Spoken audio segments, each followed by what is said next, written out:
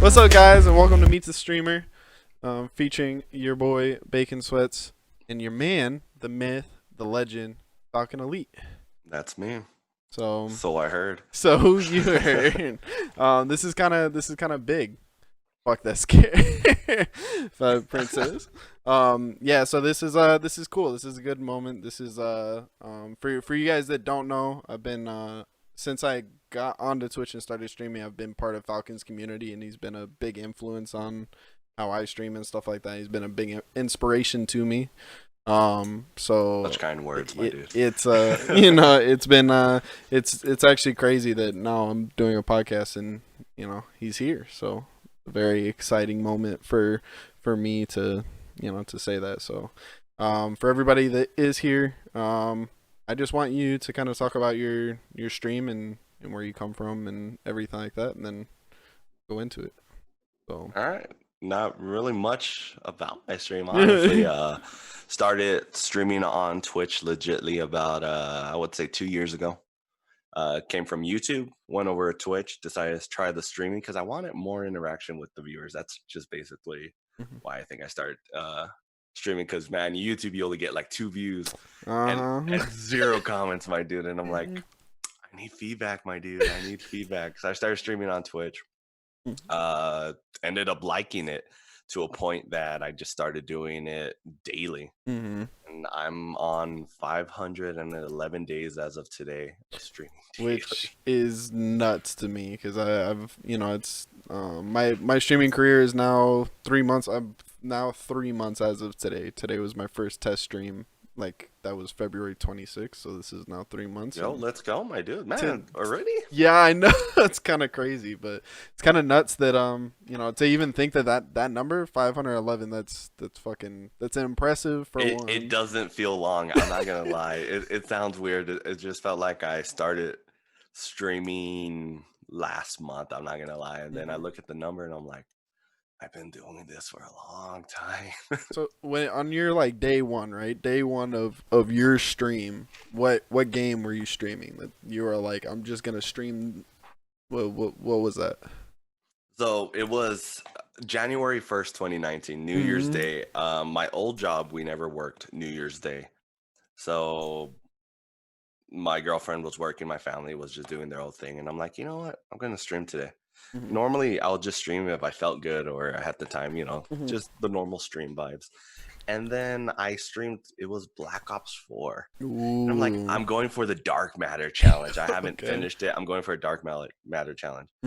Streamed on the January 1st. Next day came, streamed again. Then 2 days, went to 3 days, went to a week, 2 weeks, hit a month. When I hit February 1st, I'm like, I looked at the stream and I'm like, bro, I streamed every day. Every day this month, holy. And I'm like, let's go for February. And I just kept doing it. I kept doing it. I got a new job in February and I'm like, that's where the streaming's gonna stop. I have a new job. The hours were even more flexible. And I'm like, I'm gonna keep going. I'm gonna keep going. And February hit, March hit, and so on and so forth.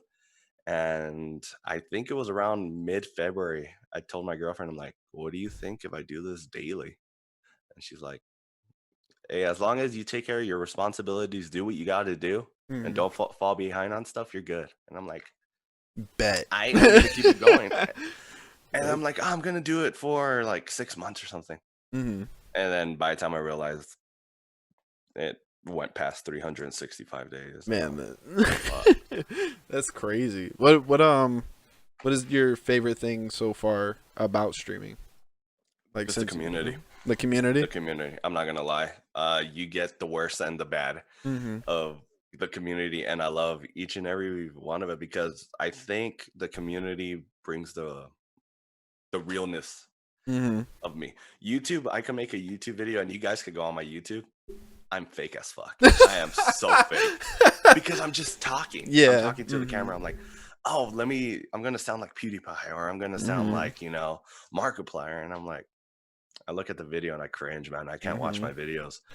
On Twitch, you ask me a question and I'll answer real time. You know what I mean? And I think it makes it more realistic. And I guess by being more realistic, my personality comes out. People like it supposedly, so I heard, and That's what got me hooked. I mean, it I'll goes be from honest.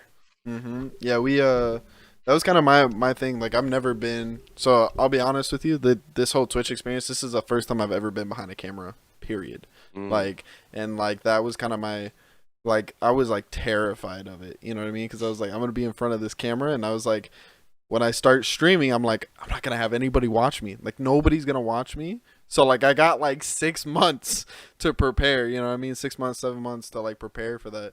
That's why YouTube. I was like man, I don't think I just don't I for people who do YouTube, like when you started off doing YouTube, like 100% like I that's insane to me. Like that you're behind the camera like that, like and you yeah. felt confident enough to do that too, which is like Oh, bro, it wasn't confident. It was a lot of reshoots, a lot really. of reshoots. I'm not gonna lie. Mhm. My first ever video, which is probably the most ballsy thing a YouTuber could ever do. My first YouTube video was literally me talking to the camera, Ooh. explaining my next events on what I planned on YouTube, Okay. and it was one of the most amateur looking videos, and I love it because I didn't have a PC, I didn't Mhm. have a legit webcam or camera. Mhm. I used my PS4 to record myself, Ooh. Okay. and I Okay. edited it Uh-huh. using the free software on the PlayStation and showing my gameplay. So I my first video was with me behind the camera, and it was a lot of retakes because I remember it didn't flow naturally. It didn't Mhm. sound natural. I wrote a script, and I'm like, I'm gonna say this, I'm gonna say this, I'm gonna and hit then these points. I Yeah. would say it. I'm like, oh, that's so fucking stupid. I can't believe I just said that. So I've now my these podcasts are gonna start going on YouTube. Hopefully, when I start, this week coming up, I'll be putting everything on. And I did one. I was like, I'm gonna do one. I'm gonna edit one and see how it is and put it in. And then the sound of my voice killed me. Like I just hate my voice. I hate it hearing with a it passion. over and over because you're sitting there like for people that haven't edited clips, like when you edit a clip you have to listen to that clip sometimes like 30 times just to get the sync right, and Yeah. then by the time you're done you're like god I'm never gonna say that word ever again, like whatever word it is, like I'm just never that phrase, it's gone, it's out of my vocabulary. Most of my editing, I put it on 2 times. So I hear like Alvin and the Chipmunk, but enough to understand what I'm saying. And I'm like, Yeah. okay, I could get past this. I Mhm. could get past this. I could edit myself. But for the longest time, it took me about 3 days to edit a 5-minute video because Mhm. I would just hear myself and I'll be like, nah, I gotta take a I break. gotta go. I I gotta can't do this, gotta man. walk away, man. Yeah, I just did a clip. It's gotten easier now. Like 3 months. Like I take my Twitch clips and I post them on my social media, so it's gotten easier me hearing my voice and stuff. But man, like there's been some moments where like man, I think like your Twitch Prime, like that commercial that Princess clipped, Yeah, yeah, that looked so real. Like you talking about that, like and it was like it was insane. Like I was like, man, like I actually want to go use my Twitch Prime now. Like I don't like if yeah. you didn't know, that's crazy. Nah, and that one, I always joke about it because one of the running gags we have on the stream is whenever I sync someone, because I play quite a bit of Sea of Thieves. Whenever we sync someone on Sea of Thieves, they'll cuss you, blah blah blah blah. They'll Mhm. say every word that you're like, dude, I'm gonna get banned for Uh, what you're saying. Mhm. And the way I would counteract, I'm like, have you ever heard of Twitch Prime? So that's people love that. I think several Sea of Thieves streamers know me as like, oh, you're the dude who tells people you have Twitch to like use Twitch Prime, and I'm like, Mhm. yeah, that's me. Yeah. How many like because you do, I mean now you're kind of taking a little bit of a break from it, but you've been when I first started watching you were just Sea of Thieves, and I know that Right. you were playing other things before that like Call of Duty and Battlefront and stuff like that. When you said you played for a little bit, but I want you to tell that why are you so hooked now on that game? Like what is so different from when it came out to like to now? On Star Wars, the Sea Battlefront, of Thieves, or Sea of Thieves. Sea of Thieves. Mhm. So what happened was a lot of people on my stream. I have a really good friend who goes by Crazy Double D or Audie, Mhm. and he has a huge following on YouTube. He has like 28K follows, and he does it on the side. He doesn't do much at all, my dude. That's crazy. And one time he texted me and goes, "Yo, Falcon, does your PC work for games?" I'm like, "Yeah, I got it working. What's up?" He goes, "I'm at the pawn shop right now. I'm gonna buy an Xbox One." I saw on the Game Pass they have Sea of Thieves. Do you have Sea of Thieves? I'm like, "Yeah, I got Sea of Thieves." So he buys his Xbox One, gets home. We start playing Sea of Thieves. We play for about 2 weeks together. But he's the kind of guy who has like 30 games he plays. So once he plays like for a little bit, he'll switch to a next game. Yeah. I kept playing, man. I kept playing. I didn't stop. People text me, "You getting on tonight?" I'm like, "Nah, man. There's a gold hoarders mission I gotta do tonight. Like, you don't understand. I gotta knock this out." And then it was weird because I was getting a little burned out on it. I'm like, "Man, I'm getting these damn missions suck, my dude. I hate doing missions. They're rinse and repeat." And it was like a light switch. You don't ease yourself into PvP. You go from treasure hunting to I'm gonna fuck this boat up. I know. And it just snapped. And after we sank my first boat, I got blood hungry. Yeah. I wanted more. And we started doing it more and more. I bought Jib Sea of Thieves. He did not want to play it. A lot of you don't know I play with a Twitch streamer called Jibble. Really cool dude. And he didn't want to play it. He goes, "It looks boring. I don't see the appeal." I bought him the game. I go, "I want you to try it. You got to try it, my dude." He tries it. Ever since then, we've been sinking boats together. That's great. I mean, you guys got me hooked. I mean, I had thought about, before I had started doing it on my stream or even consider about playing it, somebody was like, "Have you thought about playing this game?" And that was one of my buddies, and I was like, "The fuck? Why would I want to play that game?" You know what I mean? Like, it came from first person shooters. I thought it was a third person game. Like, I didn't know anything about it. And then I got onto your stream, I started watching it, and I was like, "God damn, like, these guys actually make me want to play this game." Like, you know what I mean? Like, it looked I think like we're owed a little bit of money for how much copies of the games we sold for the last For few. real, I'm not gonna though. lie. For real. But it's a weird game. You know what? I'm a huge Summit 1G fan. I started watching Summit, and I'm like, okay, the tucking, that's cool. It's all right, whatever. And then I hear him keep talking to this guy on stream called Pace. I'm like, "Who's Pace? Who's Pace?" Quick Google, Pace 22. Look him up. I'm like, "Nah, man, this ain't tucking. This is destroying, my dude. This is amazing, you know?" And ever since I started watching Pace 22, and then I found Coop because I rated out to him, and I started watching his, and I'm like, "Dude, this guy's good." And then you just start finding other streamers in the game, and I've never done that with any game I've played. It's weird. I actually whenever I played Call of Duty or any other games, I don't watch any other content creator because I don't care for it. I really don't care. It's the same thing. But Sea of Thieves, everyone plays so differently. Everyone's different on the game.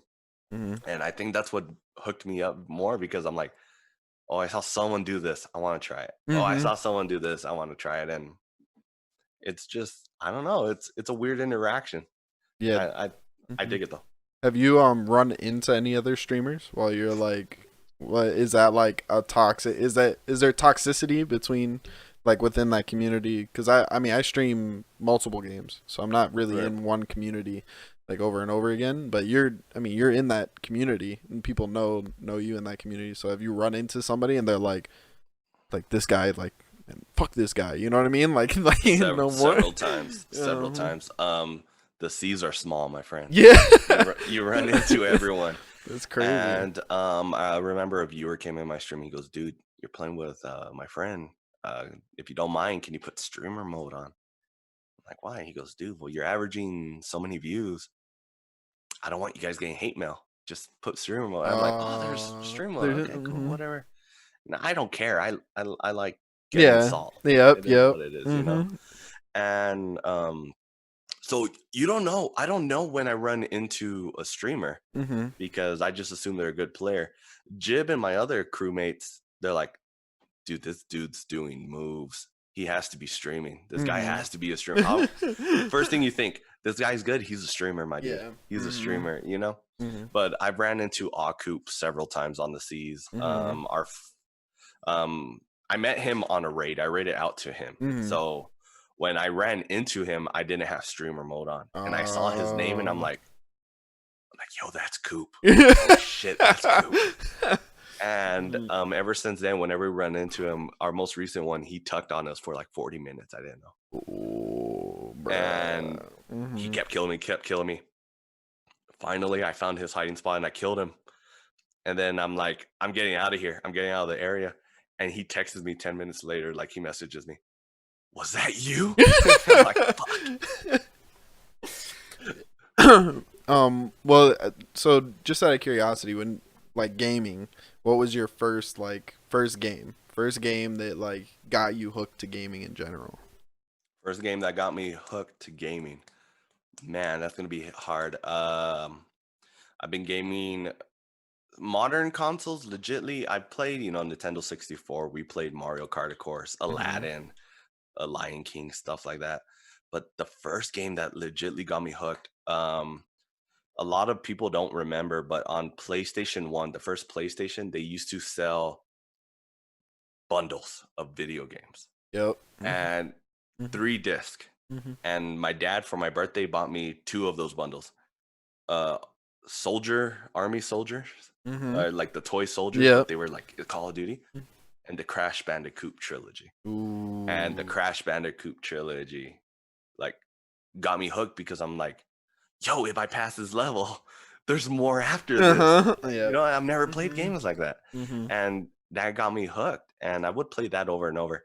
And the thing is, I got really good at it because I didn't have memory cards. We never bought memory cards. So as soon as you turn off the PlayStation, all your progress went down the drain. Yeah, man. And then PS2 came out, and PS2, I remember the first game I completed 100% was Harry Potter and the Chamber of Secrets on the PlayStation 2. Okay.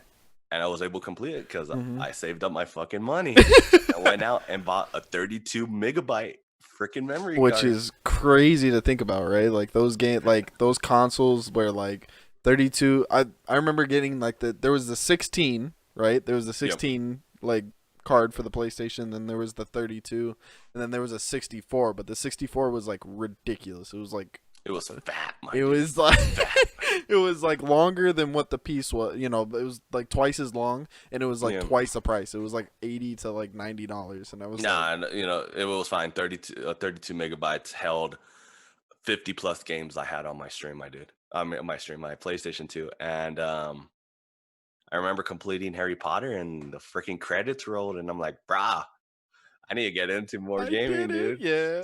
Saved my money up, bought Guitar Hero 3, got into Guitar Hero, completed the hell out of that. And we would play a lot of my systems. The PlayStation 4 was actually the first system we bought new. Oh, okay. All the other systems, the PlayStation 1 belonged to my dad. The PS2 and PS3 were all pawn shop. Oh, okay. We bought them a year or two after launch. So I was always behind the curve, but I appreciated it because, hell, it's a freaking PlayStation. I can't complain about it, you know what I mean? And I think what definitely got me just stuck on gaming was PS3. We got onto online gaming, and I started playing Call of Duty, and I told a friend, hey, which one's good, Modern Warfare or World at War? And he's like, both. And I convinced my grandma. I'm like, yo, all the guys at school got this game. So I got both Call of Duties, and that's how my Call of Duty addiction started on PS3. And then I think what was the nail in the coffin was I played Assassin's Creed 2, and I got 100% achievement on it.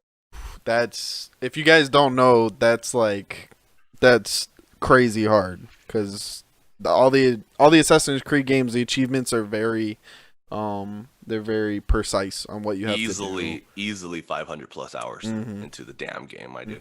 And it was the thing that, school would get out by 3. I'll get home like 3:34. I would play till like 10. From that, go bed, school, repeat. You know what I mean?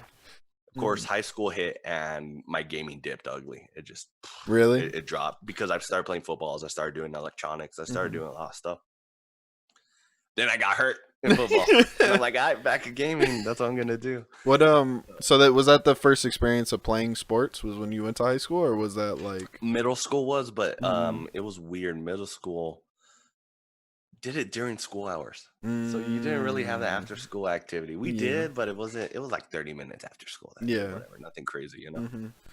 But gaming went from not a hobby, more of something you do when you're bored. There's not much going on, to like today it's a lifestyle. It's what I can't imagine myself not playing. It'll be weird. There was a question that one of my best friends that he had asked me. He's like, do you think the older that you get, eventually video games would go away? And I told him, I was like, I don't think so. I mean, my reaction times are probably going to go away in the next 10-15 years. My reaction times, it's different than like the last generation, like my uncles, my pops, stuff like that. They weren't playing like that. Like we play consistently. I play consistently 8 hours a day. I know that you pretty much you cover the same thing between 5 and 8 hours. Somehow, yeah. Like between everything, like it's a way of life. I mean, playing video games, like people don't know, like you meet people that you never thought you were gonna meet, and like for me, I've become very close with those people that I've met just playing a video game. You know what I mean? Which is insane to think it's about. really weird. Dallas, we talk a lot about Dallas on my stream, Crazy Double D. I've never met him in person. Never. Homeboy is invited to everything in my life. He's a big part of my life. Never met him. But we know everything about each other. It's crazy. It's just Jib. Never met Jib. He's like a brother to me. Yeah. It's weird. It's weird how these relationships form through gaming, where when we're not gaming, we're still talking to each other. Yeah. Where it used to be where, I only talk to this dude when we played Call of Duty, or so on and so forth. You know what I mean? And it creates a weird relationship and a cool relationship. Some of the best relationships I've ever had. I think it's better relationships than I've had in person. Like it's weird. Yeah, it's weird to say. I agree. It's kind of one of those things where like I feel like with everything that's going, when I was a kid, I thought like I had such a stigma, right? If you played video games, it was like, and I don't know if your parents were like this, but mine were, whereas it was like if you only played video games, if you were on and like playing and stuff, you were like you were wasting your time. You know what I mean? I know like, where you're going with it. Yeah, like, I got that speech. Yeah, coming from a Mexican household, my dude. Holy it was like, and they would say things that were not nice. Yeah, and then I would fight with my brother, and my grandma would throw in her 2 cents. Like, see, it's because of those damn. Yep. I'm like, and no, Harry Potter didn't do this. I'm like, we like I sat there and I was like, I think that now that the gaming industry, especially, and I give a lot of credit to Fortnite. I hate saying it. I think that because Call of Duty was up here, it was forever. Call of Duty and Halo were at the top, and it was like the most violent game in the world. Or they were like, you were killing people and stuff like that. You were like killing other players, and then when Fortnite came out, it was so cartooned out. You know what I mean? And so like just blew it up, and now people made it kid friendly. Yeah, kid friendly somehow. And which, by the way, Fortnite not kid friendly. It is not, but it looks that way. You know what? You look at Fortnite and you think of Splatoon, and you think of like so many games that don't even involve any violence. And this one's able to get away with it, dude. They got freaking Disney and Marvel on it. You know what I mean? Yeah. And it's crazy because back then, I don't know if you guys ever had well, a lot of people do. When you used to go buy a game, if it was rated T, you couldn't get it. Hell no. It was strict. Yep. Now rated M is like, are you 13? Like, nah, I'm 9. You'll be fine. You'll be alright. You'll be alright. Which I kind of disagree. Like this new Call of Duty that came out, like the campaign, 100%. Brutal. It is brutal, my dude. If you're a kid and you play that campaign, there's so much stuff that happens in that campaign that hasn't happened in past Call of Duties, where it's like yeah, you gonna be messed up by the time you come out. Like you're making decisions that are Yep. like There was some real Navy real life. SEAls that did a React video. They saw there's a mission in Modern Warfare where you clear a house in night vision, And how and real it is. The new Navy SEAls were watching it, and they're like, "I'm getting goosebumps. My adrenaline's rushing Pumped. because that's how it goes. That's how it rocks." And it's like, you played all the other Call of Duties, your gun just stays straight and you just shoot. Mm-hmm. And this one's more like You gotta sit the there. characters are going underneath the bed. Mm-hmm. They're hiding in the closet, and you're like, bro, you got to think realistic now. Mm-hmm. It's crazy. It's crazy. Yeah. And 10 years ago, that game would have not been allowed. Oh hell no! If that would have came out like 10 years ago, if that would have came out when I was in middle school or high school or elementary school, people would still be talking about how that game is like that game would have sold. Call of Duty would have ended. You know what I mean? The like GTA 4, biggest controversy. People Of all it had a very small fan base, and the reason I had a very small fan base because there was so much restrictions on it. So many GameStops refused to sell it, and if they sold it, they had to like make sure the person buying it was 18 and over, and it was crazy. Now GTA 5, I think 95% of the fan base all is kids. like 15, my dude. 15, I'm not gonna lie, 15, 14. 16, 13, like and it's not like the GTAs, you know, and that's one reason I didn't play a lot of the GTAs. I didn't play anything before 5. I played a little bit of 4, but like San Andreas and Vice City and all, I never played them just because you weren't allowed, right? I mean, I wasn't allowed, really. Yeah. I didn't find interest in it either, but even to this day, I'm like, for those, like for me, you know what I mean? Like I wasn't even allowed to play, like I wasn't allowed to play Call of Duty or Halo. Like I wasn't allowed to play online until I had hit 18. So like I wasn't allowed to play multiplayer or anything like that where you were doing any of that. And my mom wouldn't even let me play Call of Duty, the campaigns, until like I was like 16. Because she was like, "Oh, you're killing other people. It's too real." And I was like, "It don't feel real." You know what I mean? Like I come from, like it was just like one of those things. And Grand Theft Auto, my dad, the Hawkeye V that comes on here, he would play Grand Theft Auto, and I used to sit there and I was like, I'm watching him play. It's like I'm playing. And then you look at how many decisions that you can make, and I was like, that's why they wouldn't let me play. You know what I mean? Like after when I got older, I was like, it's not the fact that the game was violent. It's that it was an open world game. You could do whatever. Like, if I decided that I was just going to go to the strip club 100 times while I played, I could do that, you know? And so God, when I found out you could do that, I was like, who's here? Who's watching me?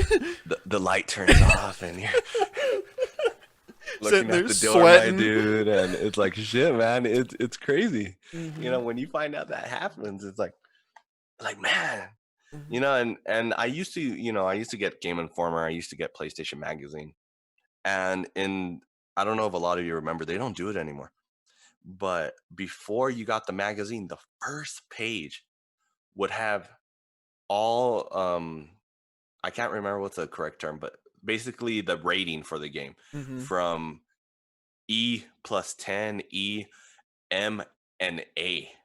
And I'm like, I've never seen a rated A game. Like, what the fuck's a rated A? Yep. And you will go through the whole magazine, you'll never see a rated A game. And now what's almost classified as rated A is the new M. Yeah, I know. It's kind of crazy. And the funny thing is, on those Game Informers, if there was a rated A game that was in them, it was always a Japanese third party game that came out. And they will put, like, they wouldn't even translate it. They'll leave the title in Japanese. Chinese or Japanese, and you're like, well, I can't Google that. I don't know what the hell that says. I don't even know what to do with that game. What do you mean? I kind of miss Game Informer, man. That was like my jam. I remember every month when I was in high school, I was like, oh my god, like the new, like I can't wait to get this new cover. You know what I mean? Like the new cover was gonna come out, and I remember when I was so hyped for Halo 4 because Bungie was switching from 343, and I'm like, God, I wonder what the art style is gonna be. And then it came out, and then I like had it framed and stuff like that in my room because, you know, nerd on Halo. Yep. And I kind of miss that. There is no, like, it's all online now, which is kind of, you know, kind of you don't even get the physical anymore, and I don't know. takes away from the nostalgia of new games coming out and stuff like that. Too Mm-hmm. many channels cover it now. It's all over the place that as soon as they announce like the new GTA, new Call of Duty or anything, you're not hyped. You're not hyped about it anymore Hell no. because there's so much coverage on it. You feel overwhelmed before it's even released. I used to like it where it's like, oh, it's a new Call of Duty. This is the name, and this might be what the plot is. And you're like, that's all you're gonna give me? Yep. I can't fucking wait. Yep. Let's go. Yep. And I think And that's what happened with this Call of Duty. They did the same thing. They only released the trailer of going through the house. And just the house. It was just the house. It was just that, and I was like, I wonder what this fucking game's actually gonna be about. Because you didn't know if it was gonna take off the old Modern Warfare series, if it was gonna. Is it a remake? Is it a prequel? What is it? Yeah. Absolutely. And one thing I really do miss, and I think helped with my addiction, was some dude on my street ordered PlayStation Magazine. Okay. All right. He fucked up on the address and it got sent to my house. So for a whole year, I got PlayStation magazines. Okay. This was PS2 era. Every copy of PlayStation Magazine would come with a disc. What? Demos released by the publishers of big video games. I had Metal Gear Solid Snake Eater on there before it even released. That's I would nuts. play the demo. That's crazy. Destroy All Humans 2. And they were time demos. So it was like the full game in it. But you had like 20 minutes. Yeah. They'll kick you. And that was dope, man. Demos were dope. Demos are the way to sell, except saying, oh, pre-order, you get this. I just think they're like, should just release more demos of the damn games. People will get interested like that. Well, I think and you could tell me if I'm wrong, I think that the reason why demos are going away is because I would say in the next 2 years, I would say 80% of the games that are going to come out are going to be free-based games. I think that they're going to be... That's going to be the truth, and I think what's backing it up is you get betas and alphas that are just a damn game. It's not a beta, it's not an alpha. The last beta I played that was a true beta, and I'm gonna be honest, was Rainbow Six Siege. Yes. That was such a broken beta, and it made me fall in love with the game because you saw it at its pureness. After that, as I played the Anthem beta, I played all the Call of Duty betas, I played all the Battlefield betas. I felt like I was playing the finished game. Well, it didn't hype me up for it. It sucked. The only Battlefield that I would say, the last one that was a beta that felt like a beta was Battlefield 4. When Battlefield 4 came out, there was no textures. So broken, my dude. There was no textures. There was no there was shit that was lagging all over the place. And when the full product came out, like a month later, I was like, "Damn, this game feels way different than the beta. Like way different." But that's where the game was still incomplete, in my honest opinion. It was bad. I know they were rushing, and I think Battlefield shows the biggest what's going to be coming to the video game industry. Oh yeah, 100%. Because before that, you would get a game and it was finished and it was amazing. Bad Company, those were amazing games. Modern Warfare, World at War, amazing games. The original Halos, fucking amazing games. Yep. And after Battlefield 4, you started seeing like, yo, is it me or are these companies kind of rushing the game? Are they starting to rush it? And then now it's part of everyday life that when you open a new game, you have a 90 gig download to patch it up before you even play it for the first time. Which is kind of weird, right? I don't know if you feel like this, but I definitely do as a gamer. Just please, just take your time on a product. Like, take your time, make sure that it bangs when it comes out.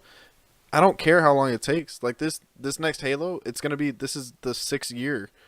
Like, there's a 6th year from when Halo 5 came out to now. Yep. Thank you. Just make sure it bangs. If it takes that long and it doesn't bang and it's just like you've been rushing it for the past year, then what are you doing? You know what I mean? But like Call of Duty, Halo should end from right there if that's the case. But yeah, in my opinion, it should have ended at 4. Just like 5, in my opinion, doesn't count, doesn't exist. And Call of Duty had the right right mentality, and the reason it worked so good was because you had two developers. You had Activision And try it. and then and Treyarch, and it was nice because you would legitly give up one company 2 years to make a game. Which I Now it's Sledgehammer, yep. And and they're releasing the same freaking game every year. well, and I kind of like this. I had so much hope for war, for Warzone when it came out, and I was like, man, like Sledgehammer is gonna come out. Like I didn't really like the art style of Black Ops 4 when it came out. I was like, man, this game doesn't look polished. It looks weird. Movements look weird. The guns, like the sounds, it just that game in general, I just wasn't happy with. Black Ops 3 though, Black Ops 3 banged. Like it came out and I was like, man, I'm hooked. Before, for some reason, when it came out, I was like, eh. And then Warzone, I was like, I just want a BR. Like I really don't care about the multiplayer when it comes out, which I played the hell out of, but I played Gunfight. And that Gunfight is by far my favorite game mode on any Because Call it's of Duty. new. Yep. It's new. Mhm. We never had that in any other COD, a 2v2, and it's awesome. It's nice. It makes you play differently than just running and shooting. Exactly. And I don't know. They have to take more time off. I always preached with Ubisoft. Assassin's Creed is one of my most favorite series of all time. I even named my damn dog after Ezio. Did you really? So, That's awesome. Yeah, his name's Ezio. But as soon as okay, so Assassin's Creed 3 came out, it was awesome. Black Flag came out, good. And then after that, they started releasing little games like Rogue, and then you got Unity, and it was so broken. And then Syndicate, and ever since then, I kept saying, "I need to take time off. I need to take time off. Just play the game. Just make it. I mean, Put it in your pocket. Then and they put 2 years into what I heard was what was it, Origin. Did well. Origin did very well. They took another 2 years off and did Odyssey. A little lower reception, but did good. And now we have Valhalla coming about 2 or 3 years after, or I think a year after Odyssey, a year or two. I can't remember. And I still haven't played those 2 new games because they burned me out on how quick they were releasing the game. Oh, right. So I haven't played them yet. I'm excited for Valhalla. I'm not gonna lie, but I'm still iffy. Yeah, I've been I don't know, there's no real game. I mean, of course, like Infinity's coming out, Halo Infinity.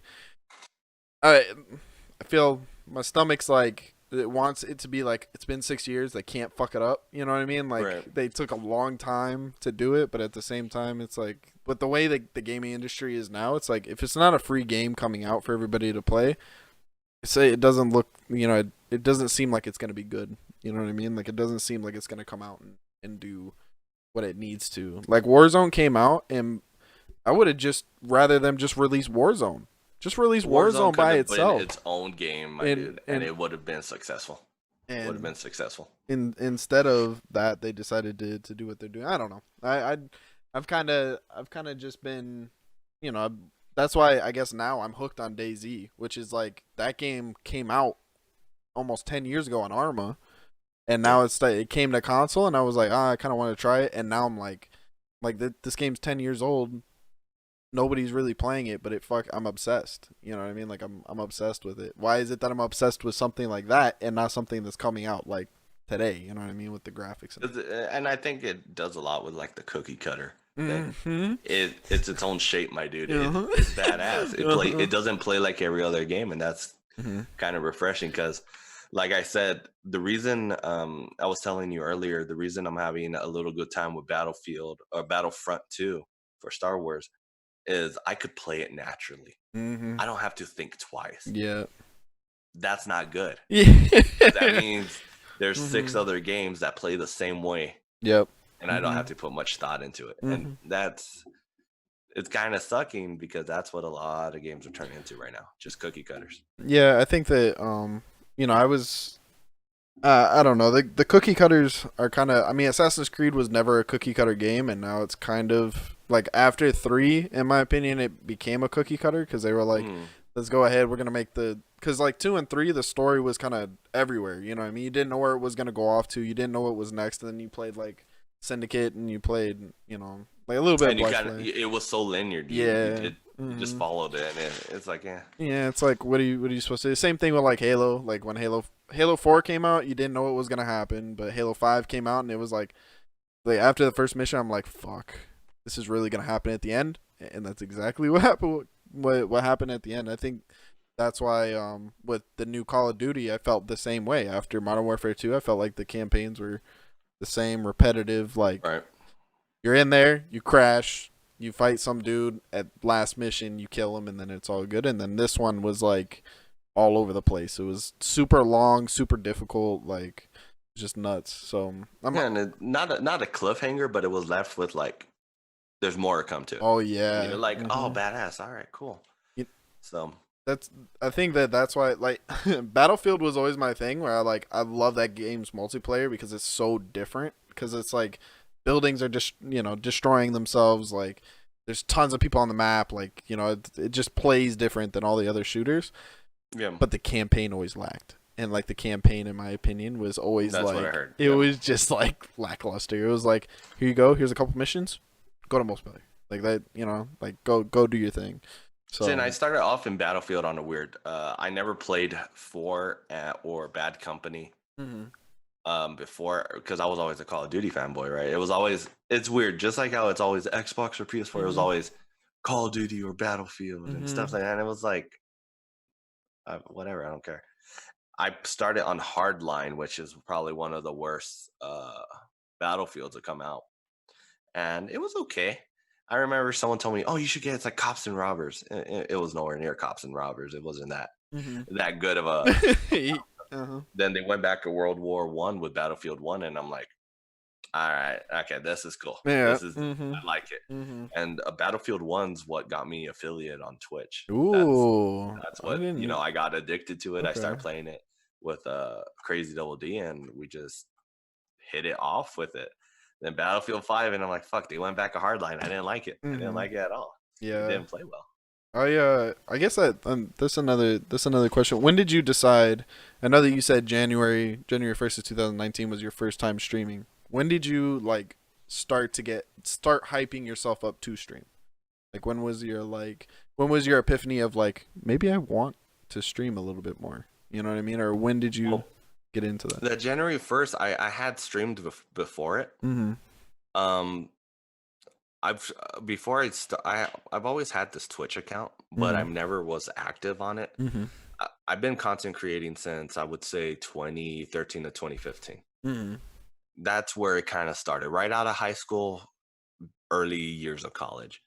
And I, I was always told you need to stream more, you need to stream more, interact with your viewers. And I would try doing it on YouTube, but nah, man, I Mhm. couldn't get it. And it wasn't that the gameplay was bad or anything. It's just YouTube's so huge, the Yeah. interaction lacks. And people, I'm gonna be honest, people don't watch live streams on YouTube Mhm. unless you're top. They're not gonna watch. Yep. And it's hard. Mhm. I need the interaction because if not, I'm like I could have just recorded a video and just edited out all these empty spaces. So I started streaming on Twitch, and it would stagnate. I will stream for a few days, won't stream for a few weeks, stream for a few days, won't stream Mhm. for a few weeks. And then, but for some reason, those little days I would stream, I would grow. Mhm. I hit the 50, I hit affiliate.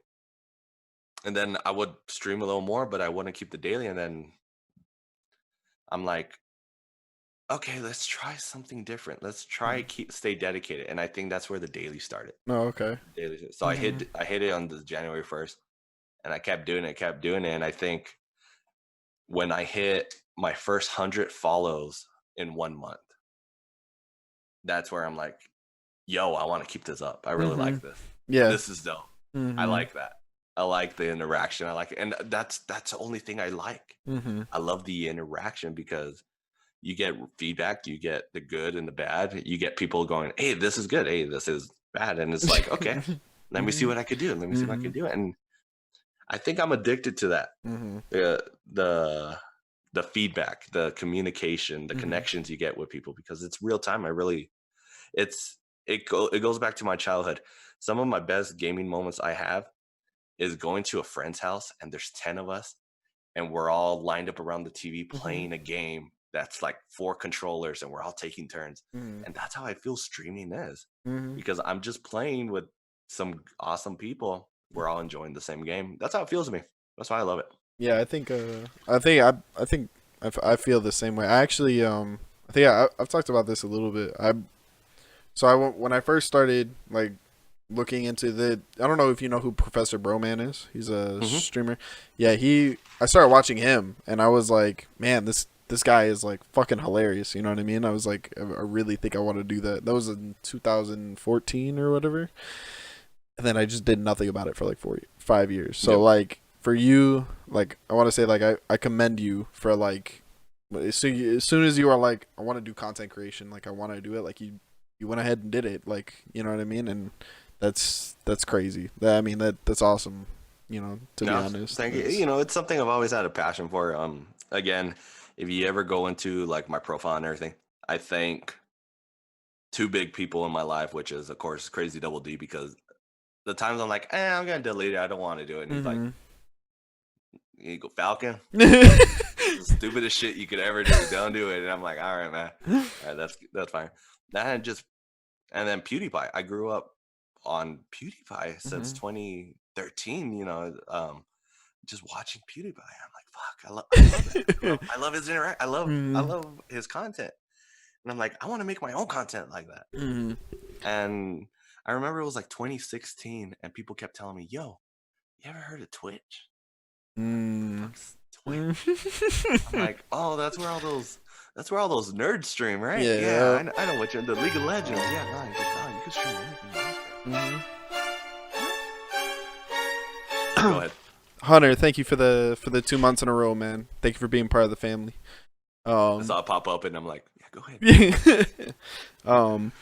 Yeah, Twitch was kind of one of those things. I actually before I don't know if you've done this. Have you thought about going to a different platform, or is Twitch your home no matter what? Like it's your thing. There's always been a thought. I'm like, the reason I think I always thought about it, I'm like, well, in the mentality I had with YouTube, the reason YouTube I have the hardest time with YouTube is I'm nowhere near the first person doing it. Mm-hmm. You feel me? Yeah. And with Twitch is a little oversaturated, but it's not bad. Yeah. Mm-hmm. There's still possibility, but it always in the back of your head, you're like, if you go to a new platform and you're one of the first people to do it there, if that platform blows up, you could be a part of that. Yep. But again, Twitch and YouTube weren't the first ones to do this. Yep. There was hundreds of sites that did it before them, and they didn't make it. I just think I got used to the Twitch community to a point where I don't see me dipping anytime soon, honestly. I think so.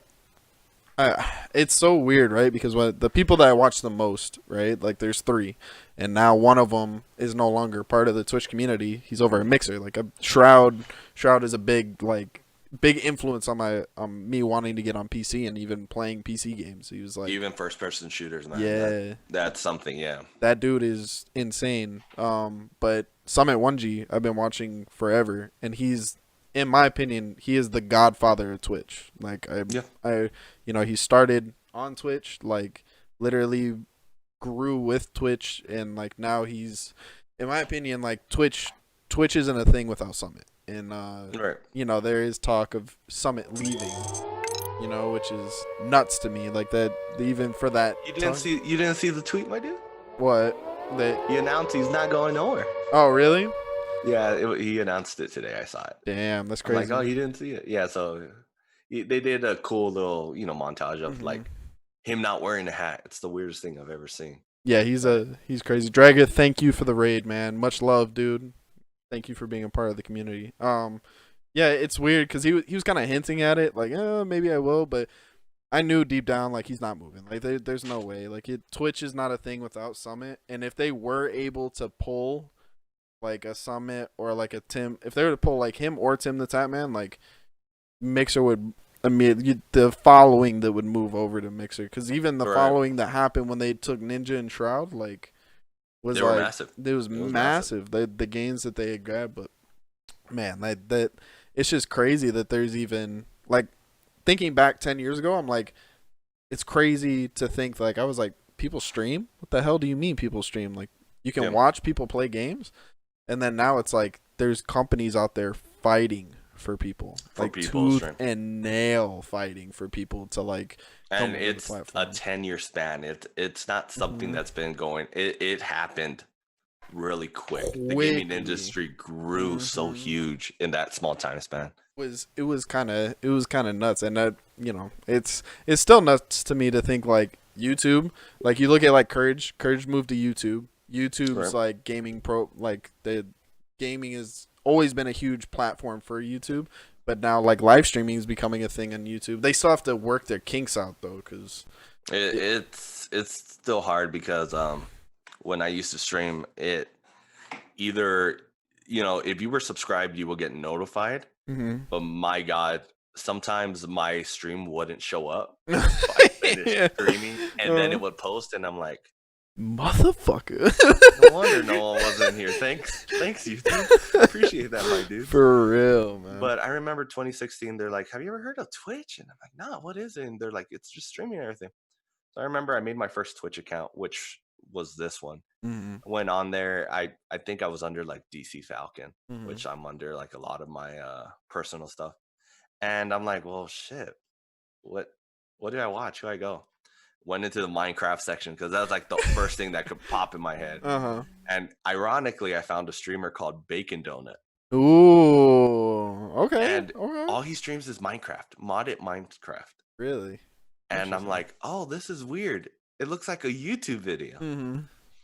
And I remember there was a chat and the chat's moving. And I'm like, what the? And I remember, hey, what's up? And he like said, oh, what's up, Falcon? Welcome. And I'm like, yo, this man just answered me. What the hell? Yeah. Like, this is dope. Mm-hmm. And I think that's what got me a little hooked on Twitch. I'm like, yo, this is real-time interaction. That's nice. Mm-hmm. That's nice. And I'm like, I'll give it a shot, I guess. Mm-hmm. You know? Mm-hmm. Yeah, I definitely feel that. I don't know. It's one of those things where like that's why I got hooked onto your channel, and I think that's like, doesn't matter who comes into your channel, doesn't matter like what you do, like as soon as you get in and you say something, like you're on it. You know what I mean? Like you're on it. You're talking to people, and like you're like, I know like there's sometimes where depending on the game that you're playing, which I've told people within my audience, like sometimes you have to focus up. You know what I mean? Like if I'm playing like Absolutely. Valorant, like you have to focus, but you know, you showed me when I first started watching, like community comes first, 100%. You know what I mean? Like, you know, and that's why I was like, yeah, I have to say, like, if it wasn't for you, I don't think I would be as like dedicated to like my community. But just watching you in the beginning, I was like, yeah, like that, I'm hooked, and now I'm hooked because of your influence on. No, I appreciate it, my dude. You know, again, I consider myself a nobody. I'm gonna consider myself a nobody because at the end of the day, if I have 500 views or 0 views, I'm still playing. Mm-hmm. I don't care if you guys are watching. I'm gonna play my game. You know what I mean? Mm-hmm. It's a bonus to have people in there, and I met some amazing people, a lot of amazing people in here. You know, and it's a really dope experience, and I'm just gonna probably just try to write out as long as I can. I don't. People ask me, when are you gonna end your dailies, and I'm like, why would I? Yeah, if you're gonna be on and playing reason. anyway, you know what I mean. You know, and it's hard. You know, I guess you have to also realize that you ever do something like that. I've done dailies. You know, people have passed away. There's been funerals, anniversaries, birthdays, horrible events have happened, and I still got a stream. Yeah, that's in the back of my head. I'm like, I gotta keep it going, you know. So I don't know. I guess just the community keeps me motivated. The way it makes me feel keeps me motivated. It's a great way, and I'm glad you're able to do it because I enjoy your content. I've been watching a few last of your streams, Daisy, Marbles on stream, and it's good stuff, my dude. I'm not gonna lie. I appreciate it. It's a big thing because my God, I'll jump into someone's stream and I'm like, bro, man, what are you doing? What are you doing? For real. I've done the same thing. Like I'll hop into people, or like you've said it too. Like you raid other people, and it's like sometimes you'll like take your viewers and you're like, okay, like go over there, Mm-hmm. you know, I'll tell everybody like, hey, like show your love when you get over there and stuff like that. And then sometimes they just like literally like this the whole time, like Yep. no reaction, no nothing. They're just cool. And if Jib was here, he could. I think some people in the chat too could verify it.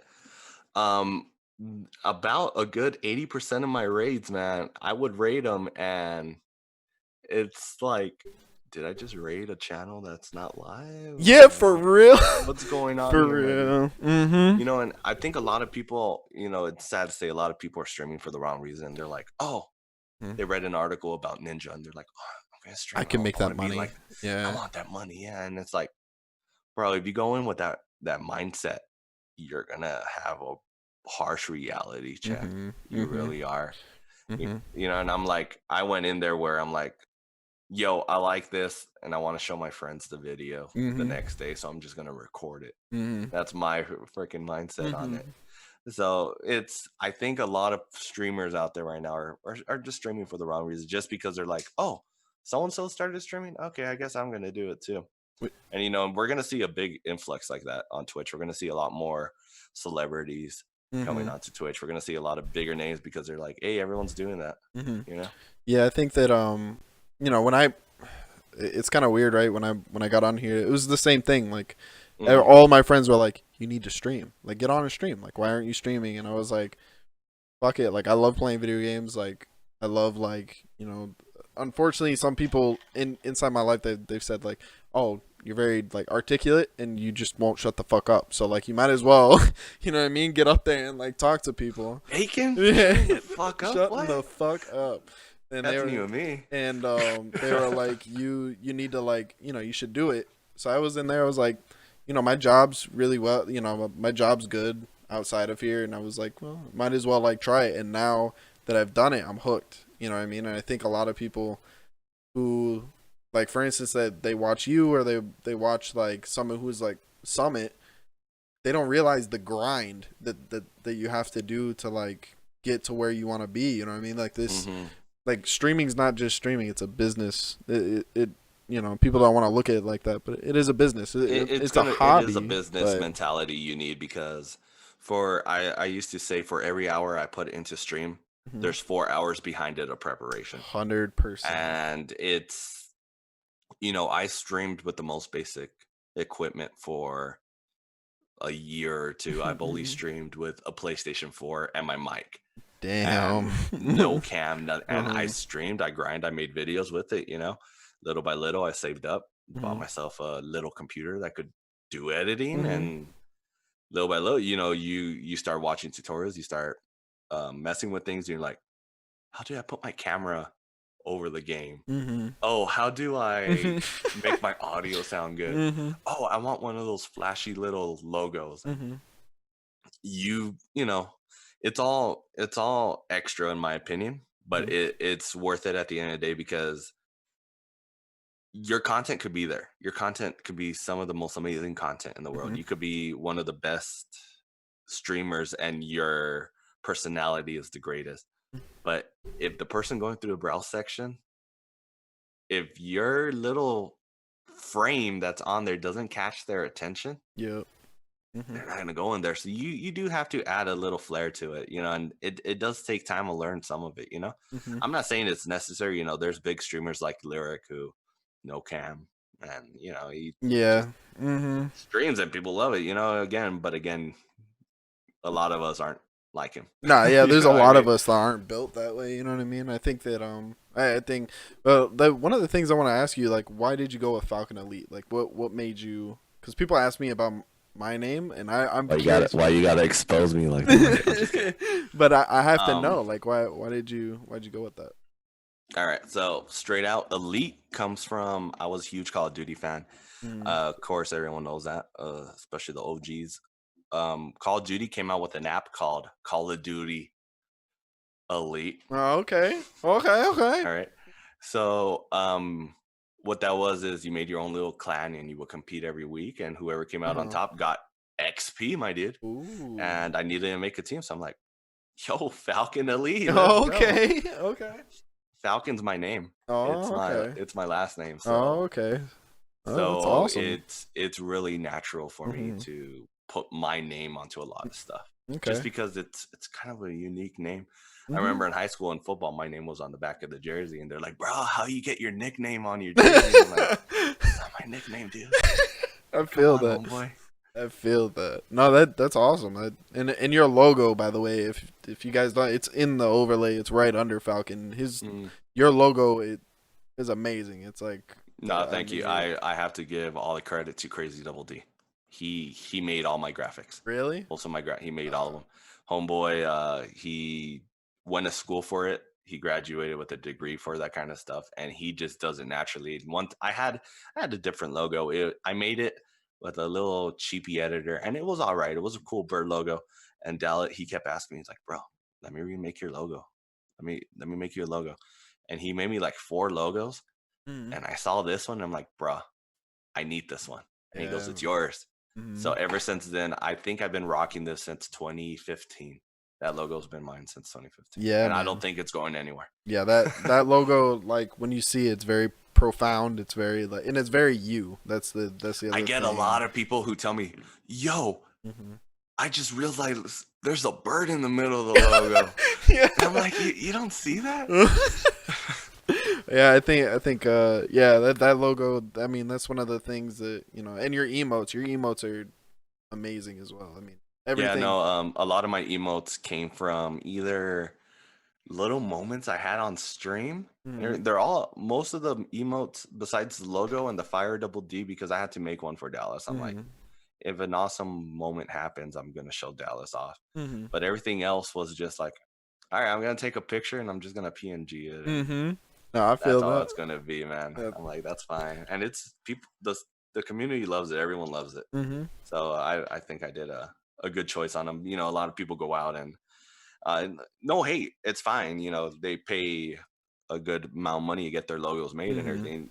You need that as dude. I'm like, nah, man, it's my stream. I'm gonna advertise myself. Screw Yeah, it. Might as well. of course, man, of course, and I think that's why, like, it's like I said, like your brand is you, like your overlays are you, like everything. Mm, Like when you like I watch other people and I have like sat in other people's stream and it just feels like they have it up there. You know what I mean? But yeah. you can tell that you've taken the time, like your border, your camera, like what you do. You also use a stream deck, which a lot of people don't use. You know what I mean? I And freaking highly recommend it. Not mhm. sponsored by Elgato or nothing, but Uh-huh. yo, Elgato hit me up because this is some of the great technology I use. It makes it so much easier, my dude. Mhm. Especially if you're already using your keyboard. Uh-huh. Hitting a button on the stream deck, bro, it makes a world, and my girlfriend, we fought for months on it. I'm like, I'm gonna buy a Really? stream deck. She goes, you're not gonna use it. It's gonna sit on your Mm. desk. You're not gonna use it. I'm like, Mhm. yeah, you're right. And then we watched one of my favorite YouTubers is Noah J456, Mhm. and he did what is it where you show off your stuff, your tech, you know what I Mhm. mean? And he goes, yeah, and I have a stream deck. I really don't use it. And she goes, you see, you don't need a stream deck. Mhm. I'm like, all right, you're right. And then Black Friday hit and they dropped to like $90. I'm like, I'm buying a stream deck. I don't Mhm. care. And I use it every day. It's Yeah. it's dope. It makes streaming, if you can make streaming easier, I recommend you make your streaming easier. Mhm. If you could eliminate wires, eliminate those wires, because man, dude, Mhm. it's hard gaming with all the stuff. Yeah, it is. Yeah. You need the room. Well, I had a couple buddies come over to my house, and this is the first time that Eric's been at my house in like 2 years. So like he like came Mm, over and um he took a picture, which is now on Discord, about him being behind me, and he like took a photo of it. And he's yeah, yeah, like, yeah. I didn't realize all the shit you had on your desk. Like like Yeah. my desk, the desk that I first started streaming on was literally like 4 feet, and everything was on the floor, and I needed to get. 4 feet, so generous of you. But I had a nightstand that I started streaming. A nightstand on That's wheels. awesome. I had one screen, the computer somewhere on the floor, and my keyboard and my mouse. I would make little movements like that, Like man, because there wasn't much 16,000 room. DPI going like this. Yeah, and the keyboard, half of the keyboard hung off of it. So if there was some heated moments, my dude, that keyboard would go It's flying. You gone. know what I Yeah. mean? Yeah, it's gone. That's why you use one of those cheap ones you got from school. You know what I mean? Oh man, that's well. Then I don't feel as bad with my 4 foot. Yeah, My no, your 4 foot. 4 foot's good, my dude. It's good. Yeah, and now my desk, if you guys haven't seen it, it's 72 inches all the way from corner to corner, so it holds everything instead of doing it. But like I've always thought about getting a stream deck. I've seen you use your stream deck is. I mean, the things that you can do with your stream deck is insane, and it's I like. think I showed it off last night. I was Mhm. showing you could run GIFs, you could change scenes, you could mute your mic or game on the And fly. that's And huge. as a streamer, that's a huge thing because you do not want something to come out Mhm. sometimes, Mhm. or you don't want that person who's just cussing you out because they're salty and they need to get good at the game. You know who I'm talking about? Half of the people on Sea of Thieves, but Mhm. anyways. Mhm. It's a nice device, you know, not to be like, hey guys, you ever heard of Elgato's Stream Deck for the low price of not to be Mhm. like that, but I recommend it. It's one of the best devices you could use for streaming. What would you say your like? But I mean, the Stream Deck is by far. What is your favorite tool to use while streaming? Like besides the Stream Deck. Favorite tool? Mhm. I think it's my voice mod. I'm not Your gonna lie. voice mod. I Yeah. love the voice mod. Mhm. It's given me headaches a lot, Mhm. but just to be able to change your voice or play random sounds, Mhm. it is not required. I bought it because I'm like, I'm gonna mess with people, man. Mhm. It's Mhm. cool. It's dope. It's one of my favorite tools and everything. Um, it's again, I've only had it for about like 4 months, but I think I saw Summit 1G change his voice, but I don't like changing my voice. People don't. People like hearing my voice for some Mhm. reason. I don't see the appeal, like we say on my stream. It's very But daddy-esque. That's why. Very daddy. It's a very yeah, daddy-esque voice. I think I have a sound for that too. But normally, you know, I got it for this. I got it to change the voice, and I think I kept it for the sounds I could play, the meme sounds, my dude. That's Mhm. just hilarious because there's a meme for every occasion. Situation. Yep. Yeah, man. Mhm. You know, and sometimes I'm not gonna lie, it's diffused a lot of confrontations. Oh You know, really? I'll Mhm. be with Jib, we'll be with Captain Sim and Beard, we'll be at each other's throat. You play a meme that fits the situation, and we're back at slaying Mhm. sloops and stuff, my dude. It's cool. It's a cool little bonus. It's one I like using, but one of my most favorite one of the things I think is just a necessity was I I guess OBS, just Mhm. the streaming program. And I don't use Streamlabs. I use normal OBS Mhm. just because I like editing my Mhm. stuff. I like the control to be able to do what I want on stream. Mhm. I feel that. I started with OBS and then went to Streamlabs, but I felt like I needed to, I guess, and Yeah. that's something that I felt like if you're like a streamer, you should start with OBS so you know how OBS works. That way, when you move, like the hand holding isn't as bad because, Yeah. and Absolutely. being able to do shit on the fly without Streamlabs being like, "Are you sure you want to do that? Are you positive? Okay, okay." Like I'm And letting you know that's it's not gonna work, but if you want to do it, go yeah. ahead. That's Mhm. fine. You know, Mhm. and it's cool because even to this day I've been having technical difficulties. Mhm. I'm learning new things, and again, you know, I've had people on my stream like, yo, if you put your bit rate at this, or Mhm. if you change the saturation to this and stuff, and they've helped improve my stream so much, you know. It's a learning experience. Every day I learn something new from streaming that I didn't know the day before. And Mhm. I think that's one reason that I keep streaming, because I'm like, oh, now I could apply this that Mhm. I learned from the viewers, you know. Yeah. It's dope. Um, but at the end of the day, if you're not, you know, you could have all the bells and whistles. If you're not comfortable with streaming, you're gonna have a hard time. Mhm. You know, if 100%. you force it, everyone gets that vibe. Mhm. They're like, man, this He's dude's fake, yo. kind of yeah, he's a little weird. I don't think he's not all there. You can tell, especially that goes for like, and you've probably seen like new streamers that are like looking at other people and they're like, they come in and they're like, oh yeah, I'm starting to stream, and then you notice that they're kind of like they're just there to be there. You know what I mean? And not like you can tell like, oh yeah, they're not really like that on stream. You go to their stream and they're like not at all how they're talking in your chat. You're like, what is? They're completely different people. That's why I think there's a weird part on my YouTube history that my videos, they go from family friendly, cool to like, yo, that's Falcon. Yeah, yeah. So once you're able to, don't be the next PewDiePie, don't be the next Ninja Summit, be you. Once you're able to do that, it makes a world of difference, in my opinion. What would be your opinion, just out of curiosity, if there was a new streamer that like and you had to sit down one on one, what's the number one advice you'd give them, like if they started streaming? Just do not get discouraged. Do not discourage yourself. One thing I started doing on my stream, and I'm really, really happy I started doing, disable real-time stats. That's the best thing you could do.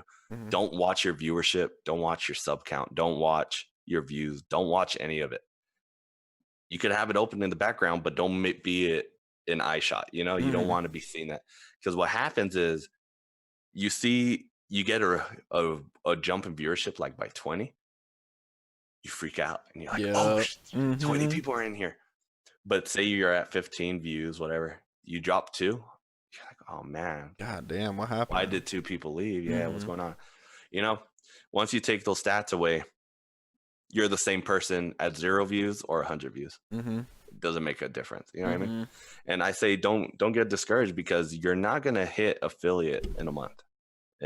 If you do, awesome. You're one of the rare cases. But you're don't get discouraged, because a lot of people, what happen is they get discouraged, and my Falcon Elite Twitter's full of streamers, a lot of streamers.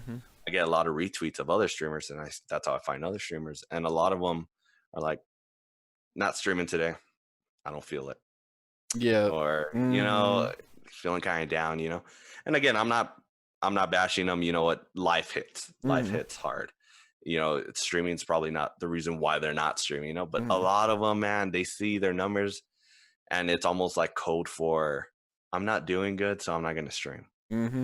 Yeah. And if I would have done that, I wouldn't be streaming today. I wouldn't be on the daily. I wouldn't even have a setup. I think I'll just be a basic PlayStation and still playing Call of Duty, whatever.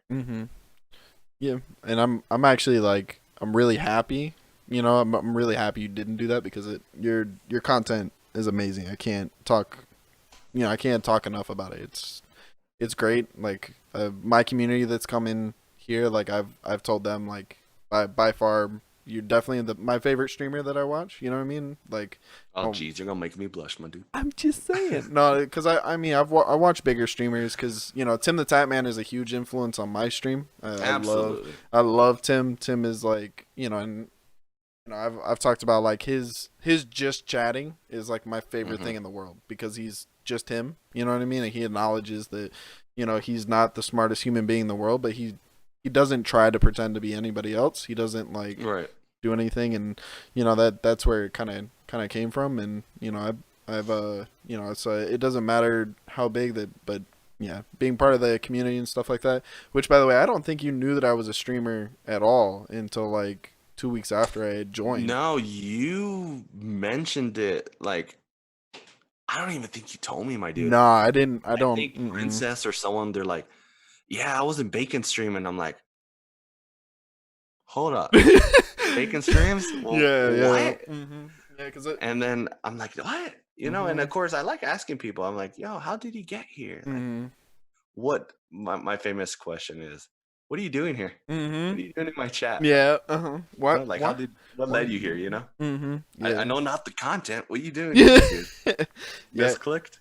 It was that's kind of, well, like I said, like when I first started, you asked me that, and I was like, well, I'm here to learn more about Sea of Thieves. And you're like, I don't know if you're in the right place for all that. You know what I mean? I was like, well, I'm here to be here, and I'll be realistic. I mean, I'm not gonna be the one like, oh, if you want to get a pirate legend the quickest, you're gonna have to. I'll Yeah. be like, nah. This is the best way to murder someone with the Mm-hmm. blunderbuss while playing Titanic to them. Mm-hmm. I'm gonna show Yo, you guys how that to do that. hilarious, man. Hilarious. And yeah, and then that's why like I don't like I don't, for one, it's not something that, and I know you don't do it either, because you've, like, I've shouted you out in my chat, and not everybody, not everybody knows that you stream within my community. Right. I send them over there. I get mad at a lot of my dudes when I go into their stream. I'll just be like, yo, I'm at lunch, dropping you a lurk, my dude. And they're like, oh, let me get. I'm like, bro, no. Don't do that. I'm just here to support. The shout out, it's appreciated. I love it. But at the end of the day, if I'm in your stream, I don't like making it.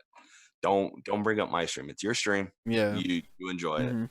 Yeah. You enjoy you do you. Yeah, I think I think that's like, so I respect that, because there's not a lot of people like that, and I think you can say that within this community, within the streamer community. Like, I think that people take it the wrong, like, I take it the wrong way when somebody comes into my stream and they're like, yeah, I just finished streaming, blah blah blah. Like, you've never been in your stream before, and it's like, Yeah. okay, man, like, cool, nice to meet you and stuff like that, but like, you're not gonna catch people from my community like doing that. When you streamed long enough on there, you run into almost every person on stream, and it adds up. I've ran into. I just read HD Gamer. Yep. Yep. There's a lot of dudes that I think have been in my stream for years, and then I find out they're streamers, and I'm like, yo, this is new to me. What's going on? And then there's people right away. They're like, oh yeah, I just finished streaming. We just got a 30 kill streak, and I'm like, thanks, man. Bro, cool. You haven't even followed yet. What are you doing? Why are you here? Why are you here?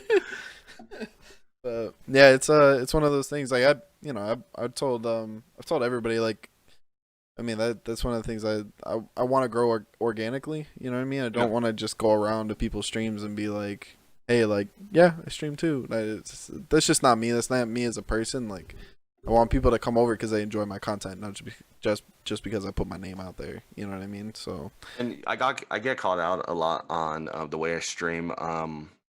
One of the biggest problems a lot of people had, they always tell me, is if you would have stuck with this one game you were streaming, you would have been at 1K last year. And it's true. But the thing is, at the end of the day, if I'm not feeling the game, I'm not going to play it. Yep. Lately, Sea of Thieves hasn't been doing it for me. I've been playing Battlefront. It's just how the game is. You know what I mean? And again, I'm not going to stream a game if I'm not enjoying it. Yeah, it's good for stat wise, whatever. But dude, if I'm not gonna enjoy it, I'm gonna go play Call of Duty, where everyone in my stream right now doesn't like Call of Duty. Yep. But that's just, I'm gonna stream what I want to stream. You guys are welcome to stay or not. That's your call, Yeah, exactly. And again, it legitly Twitch wise, it's probably one of the hardest things you could do, because it does stagnate your growth. But at this point, I really don't care for growth. I'm happy with the community I have right now. I'm happy with the relationships I've built. And I'm confident enough where whatever game I'm going to play, they come with you. I'm with my small little community. I'm okay with it. You know what I mean? Yeah. Whoever we pick up on the way, yo, welcome aboard. Cookies and punch are in the back, and let's get the train rolling. My dude. It's literally my favorite line. My favorite line of anybody who follows. That's literally Falcon's thing, and it sounds like a small cult, but it's all family. You know what I mean? That's awesome. That line's amazing. This community's been kind of back and forth. You know what I mean? Like, I've enjoyed the community a lot. I've seen, like, I mean, there's some struggles. You see some people that are like, they have like 400 plus people viewership, but they're like, one, they're not very entertaining. You're like, what's so different? Why is my content so different from their content? You know what I mean? Right. And most of the time, I'm like, now I've gotten to the point where I'm like, I don't care. You know what I mean? Like, I don't care. Eventually, if I put in the work, maybe it'll happen like that. Maybe it won't happen like that. But at the same time, like, I'm just doing the stuff that I like to do. I'm enjoying what I like, and I think that a lot of people see that. A lot of people are attracted to that. You know what I mean? If you're into something, if you're into the game that you're playing, Yep. versus just playing something just to play it, it's like, like I would love to play Valorant every day on my stream. I just can't do it because I can't talk to people. I get I get so hyper focused, and then I don't think I'll ever stream Valorant, and the reason I won't stream it is because one, I'm so unaware of the game. I'm gonna want to focus on it. Yep. And I'm not streaming to ignore the chat either. You know what I mean? Again, I'm streaming to play whatever I want, but also I'm just not gonna ignore you. That's really bad streamer. It's like inviting someone to your home and not talking to them. Yep, exactly. It's really bad, and the more you stream, you stream for a year, you stream for 2 years. And what happens is the community I had a year ago today is completely different from the community I have today. Yeah. And I'm going to say it. The community I have right now is going to be completely different than the community I'm going to have next year. It's ever changing, and you get people who leave, you get new people who come, people who leave, and it's just how it is. And I think that's why a lot of these streamers you see with 400 views, it's just some of the community is moving with them, and then they're building a new community with that game. And it's a weird idea, but I think, I really do believe in you put the time in, you'll get what you deserve from it. Again, you don't put much time into it, don't expect much. Yeah, exactly. And I think that's hard work and dedication, you know what I mean? Like I tell people all the time, that's like that word right there, like hard work, like that's my shit. Like I've got it tattooed on my arm, you know what I mean? Like that. Yeah, absolutely. Your camera focus point. Yeah. Yeah. Let me focus the camera. Hold on, my dude. No regrets, and I'm like, no, let me focus the camera. Yeah, as soon as it's funny because everybody laughs at it when I go like this, and I'm like, okay, I gotta focus on my camera, and it does it. But yeah, so that's that's one of my things. I learned that at a very young age, that it takes a lot of hard work, and that's what I tell people. No matter what you do, whatever you're passionate about, you have to put 200% in. You only put 75% in. If you're only even if you put in just 100%, you can always push yourself to do a little bit more. Like whatever you think your cap is, that's not your cap. Like you feel like, oh well, I'm doing everything that I can.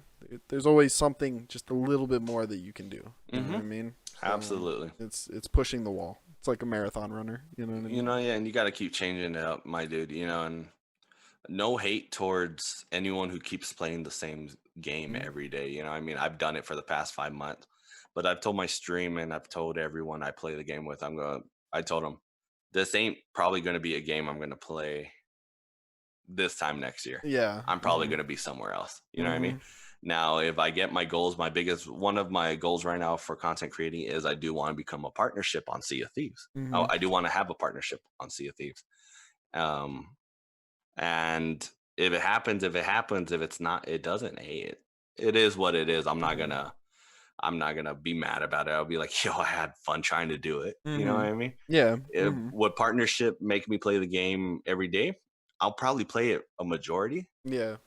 I'm still gonna play what I want on the side too. A lot of people, when Ace Combat came out last year, Ace Combat 7, me and Dallas played the hell out of it, and that was some of the low numbers I've had on Twitch. Yeah, but I didn't care. But you enjoyed the game. I enjoyed it.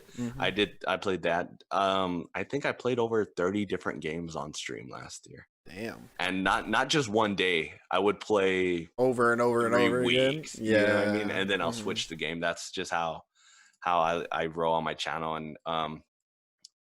I've been pretty blessed to actually have a game I've been enjoying for the last few months, since December, November, which was Sea of Thieves. It feels like it's about a transition, but only time will tell. We'll see. Yeah, I mean, well, you've said that the reason why you got off it's kind of the same reason why I got off Call of Duty. For everybody who's here, I started that was my game. You know what I mean? That's still my shit. Like I get on Warzone with the people I like to play, but as soon as the hacking, as soon as like the worst thing to a gamer is playing a game where the elements of the game are out of your control. and like you Yep. can't control like what's going on. That was like the most hurtful thing to me was as soon as the hackers started, it was like can't even play a game. I couldn't even Yeah, play the game correctly, you know? it breaks your mentality Mm-hmm. on it. Because what happens with me is I hate saying my biggest thing. I'm like, bruh, I suck. Mm-hmm. I'm sucking. I lost my touch. And a lot of people are like, bro, he just took like 5 freaking RPGs to the face. Yep. He Yep. shouldn't be He should alive. be dead. And I'm like, nah, man, I Mm-hmm. suck. I couldn't get it going, Yeah, so certain And certain it breaks your mentality. And the thing is, I start blaming myself, and I think a lot of people do that, because streaming, yeah, you're entertaining and everything, but at the same time, you want some good gameplay on your stream, my dude. You mm-hmm. don't want some mediocre stuff, Yep. because when you're not entertaining, the game entertains. Mm-hmm. Yep. And if the game sucks and you're not that entertaining, What are you doing? What are you doing? yeah, it's not gonna go, and that's why I think Sea of Thieves has worked, because I would say we are kind of good at it. Oh, We're decent at the game, and nuts. Yeah. Mm-hmm. and of course there's so much more better people out there, but we we're able to hold our end. But man, there's some days that we just get wrecked bad, and it's like, bruh, what am I doing? Yeah. I definitely feel that. Yeah, I don't know. That's why it's so different, I guess. Like now like I got away from the Call of Duty community. I got away from like now that I'm playing other things like streaming has opened my eyes to gaming cuz I'm playing Yep. so much more than what I was before. And one of the people that came onto my stream, they're like, "Why don't you just settle with one game?" I'm like, "Well, like I just want to play a lot of stuff. Like I don't want to just sit there and play, 8-10 hours of Valorant, play 8 to 10 hours of Call of Duty over and over and over and over again. Like yes, you're building a community, but you're building a community of people that just want to watch that. You Based know what off I of that mean? game, And not there's based huge on you. partners that and actually I think Bacon Donut is one of them. Mm-hmm. He plays Minecraft Mm-hmm. nonstop for the last, God knows, 6 years. Mm-hmm. He's just Minecraft. And you know if I believe he makes a living off of Twitch. He Mm-hmm. does make a living off of Twitch. So once you get to that point where you're making a living off of Twitch, if you're known just for one game and you play something else, you're gonna have a hard time on The Twitch. fuck, yeah. Right now, while you're an affiliate, or not even affiliate, just a regular streamer before an affiliate, if you could get known for just being a multi game player, Mm-hmm. you could play any game. You're gonna have an easier route, in my Yeah. opinion. It's harder. It's so much harder to grow that way, Yeah. because you're gonna play games that you will not get views, and they're just some games you don't like, and you're gonna get massive views. Yep. That's just how it is. Yep. So 100%. damn if you do, damn if you don't. If you pick one game to just launch your career, you're gonna have a hard time, and you're gonna switch. If you Mhm. pick multiple games, It's gonna you're be gonna hard. take a while Yeah. to launch. You know what I mean? To do So that grow.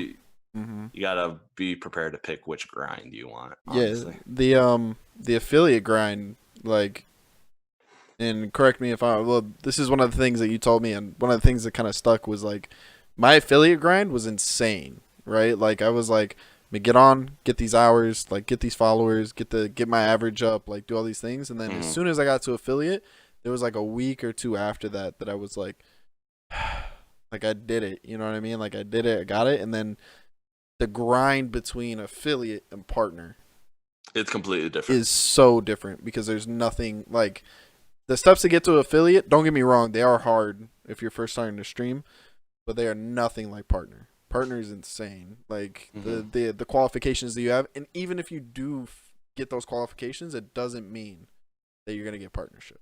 You're not guaranteed. Yeah. So affiliate, anyone could get affiliate. It's not easy because I can't remember the stat percentage there was. There's a low percentage of affiliates on the platform. Mm-hmm. A good majority of streamers on Twitch are not even affiliate. Mm-hmm. So that's saying a lot. And then of course you would say, no, well, everyone I run into is an affiliate. But the thing is, you're only looking at like the first top two lines, right? You're not paying attention to all those 0 or 1 views on the bottom. You know what I mean? And that's where you get affiliate, good on you. that is a huge accomplishment Mm-hmm. because you're part of like 2% of Twitch. Yeah. It's somewhere around there, you know what I Mm-hmm. mean? But partnership, not only do you have to meet the requirements, like you have to get Mm-hmm. the 75 average view, so many hours, and stream so many days. Um, you have to be your personality and the way your stream is has to be enough for Twitch to be like, yo, do we want this dude to represent us? Mm-hmm. Do we want this girl 100%. to represent us, you know? And if you could have the numbers and everything, but if you're not entertaining, you're not Mm-hmm. really up there, you're gonna have a hard time. Mm-hmm. A lot of people don't get partnership. I seen some really good friends of mine this close to getting partnership, and they never got partnership even though they hit the requirements. They Yeah. just didn't hit it because it just wasn't enough. It wasn't Mm-hmm. what was Twitch was looking, Yep. and that burns out people. That burns Yeah, out people they're good. like, fuck, like I'm gonna queue.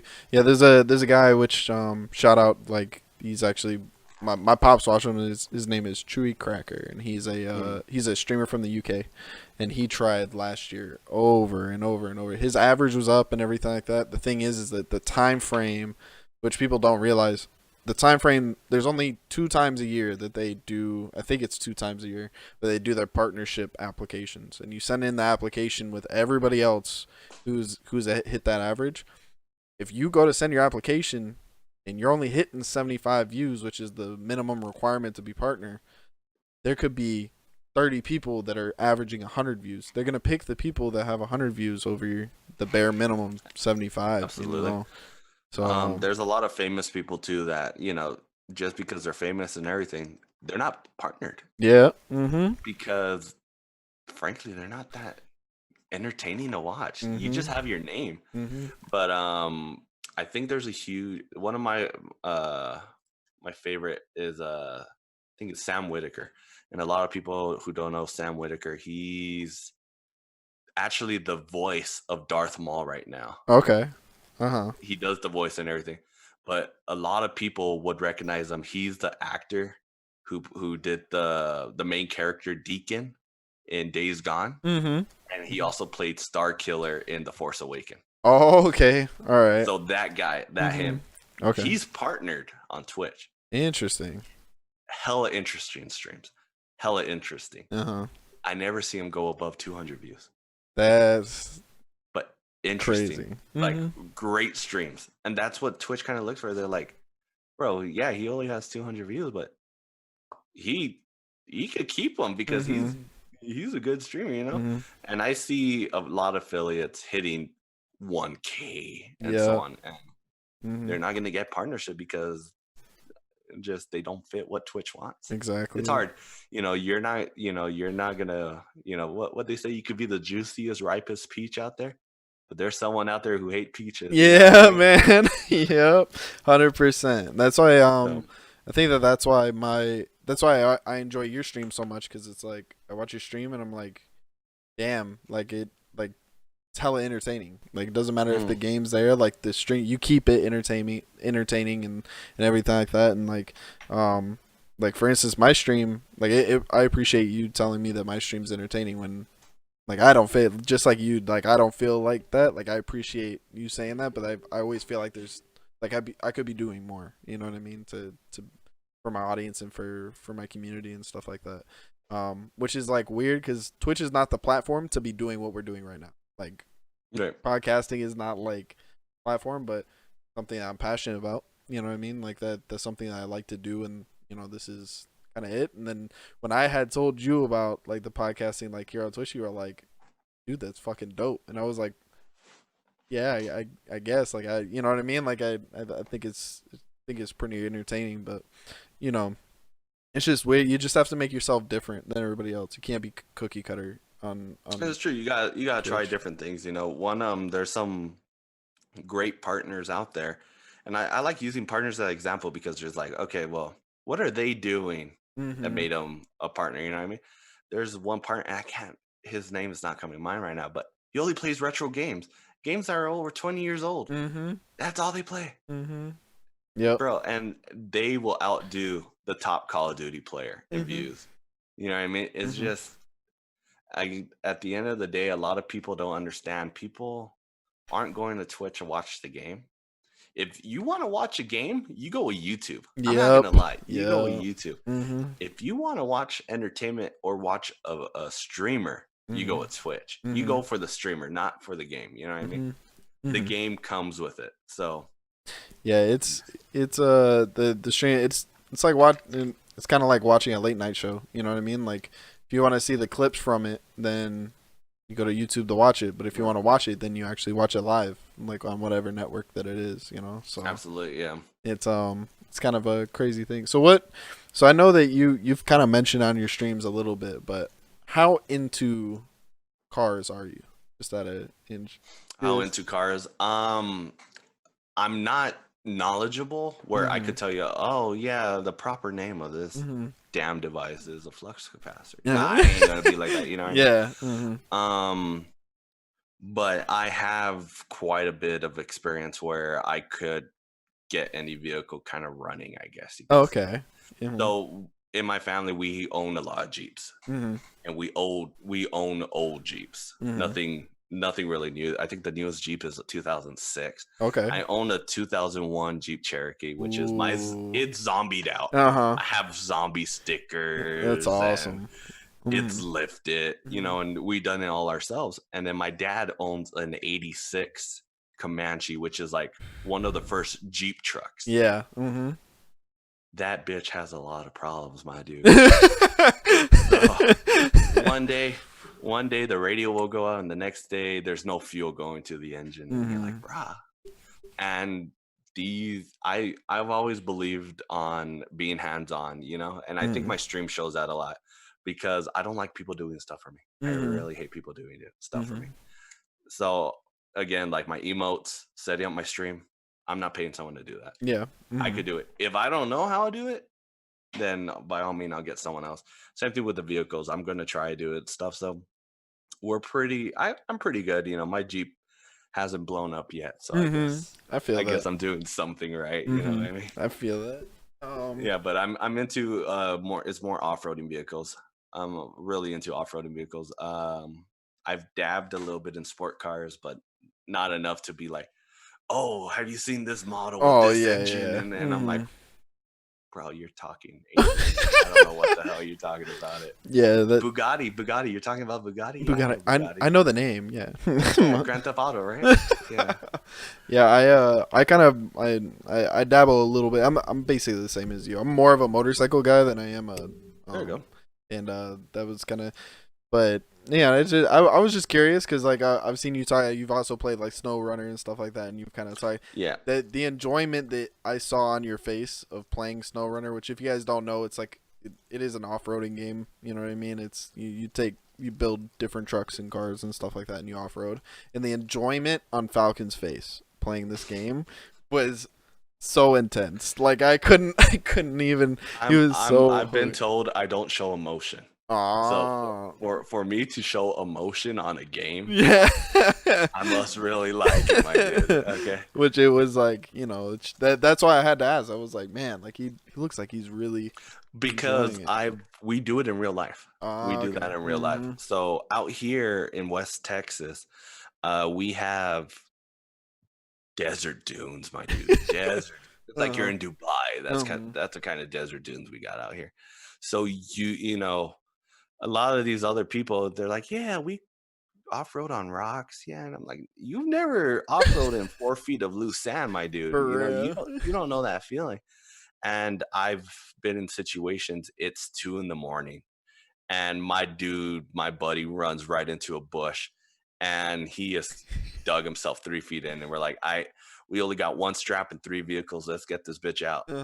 Let's figure it out. And you know, and then it's that kind of stuff, you know, and that's why Dallas has a big connection with me. He's part of a off-roading company that makes lift kits. Oh, that's awesome. That's where I get my lift kit. That's awesome. That's where I get my off-roading stuff. So, and again, that's gaming. That goes back to the conversation that gaming creates these weird relationships we would have never thought of. Yep.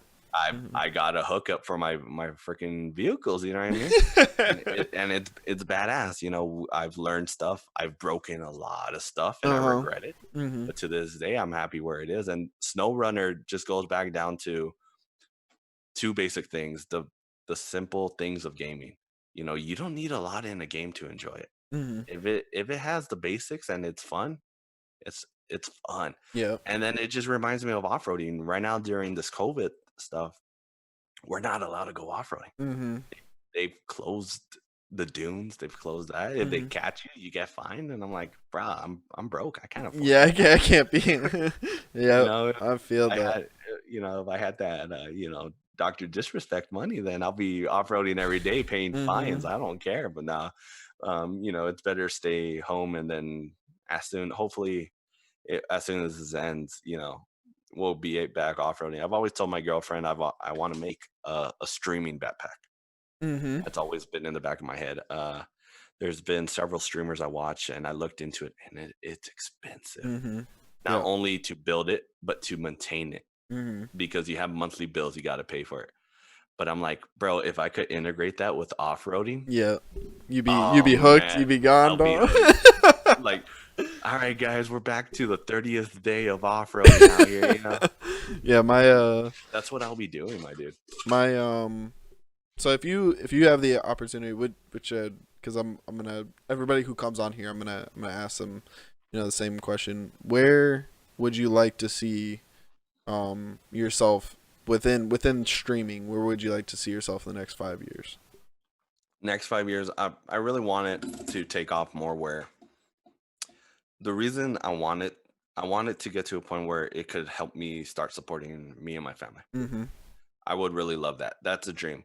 I'm not going for it for the money, but the reason I want it is because I love it so much. I want to be able to focus more on it. I want to make more Mhm. videos for YouTube, and I've been actually searching for like video editors. I'm willing to pay like Mhm. part-time hours right now Mhm. Mhm. to get a video editor, because I want more content. I like content. I love making content. But realistically, I got to work. Mhm. I work Yep. 40 hours a week, Mhm. probably even more. And if I'm able to sustain myself where I could do this even more, Mhm. oh man, that would be the dream, my dude. You Yeah. know what I mean? Mhm. I feel Because it. at the end of the day, when just like if you would work on a motorcycle, your Jeep, uh, you know, as soon as you're done making content, you feel like, yeah, I made that. Yep. That Mhm. that's my baby right there. Mhm. I Mhm. I get I get this rush from it. After every stream, there's been streams where I just like, all right, see ya, and I log off because I'm Mhm. pissed. But a majority of the streams, as soon as I end the stream, I feel like I accomplished something, Mhm. and I just want to do it more. Yep. I would love to Mhm. stream more during the day. I would love to make more videos. I would like to stream longer. And the only way that would become a reality is if streaming could Sustain that. sustain me. Mhm. And that, I'm being realistic. The chances of that happening are slim and none. Mhm. It's a It's a hard reality. game. Yeah. I'm not gonna be like, all right, you know what? We're growing at a good pace. I'm gonna quit my job right now, my dudes, and I'm gonna stream full Yeah. time. I can't. I'm gonna be Mhm. realistic with it. Even, I have amazing support right now and everything, but I'm gonna do what I can where I could do what I love Mhm. without affecting my loved ones. Yep. Mhm. And that's, I don't want to put them in a position where like, oh great, this guy's unemployed and his streaming's not doing good either. Yeah. Like but to make it, short and simple, I want streaming to become a sustainable source Mhm. for living where, I could put more into it. Yeah. That's the dream. I want to do more with it. I Mhm. feel like I'm limited right now because I get on 11:30 my time Mhm. every night, and I stream till 5, and then I sleep, I go work, Mhm. do it again. Mhm. There's no time to do more stuff than that on there, Mhm. Yeah. I feel So that. I want to do more stuff with it. I really do. There's so many plans I have for it, but Mhm. it's just time. Time will tell. Mhm. Well, I like I said, like I appreciate you for coming out here. Yeah, anytime, It's my dude. it's all love. Like I said, like you're part of my, your family. You know what I mean? Yo, So let's like, go. but you know, so I do want to appreciate it and thank you. This was like, I'm not gonna lie, people. I was hella nervous, and I told Falcon that like before I got on here to like do this because this is kind of the other podcast that we do is very like you know we just kind of bullshit and stuff like Just that. chill, yeah. It's just chill. This is more like you know, but this is more like a legit podcast. You know what I mean? So, yeah. So I just want to say thank you. Appreciate you guys. I'm gonna go ahead and shout him out. His link has been going through. I linked everything. His Twitter, Instagram.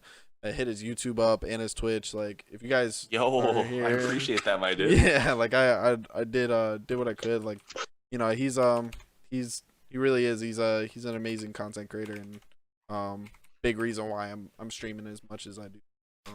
So, thank you guys for coming out. We're gonna go ahead and raid somebody. I haven't really decided who we're gonna raid yet. I think that actually I have the guy. His name's RJ. You guys have seen him before. He's still kind of new to it, so we're gonna go ahead and do that, and then I will be back tomorrow, same time as I always am at 5:00. Falcon, you gonna be on tonight?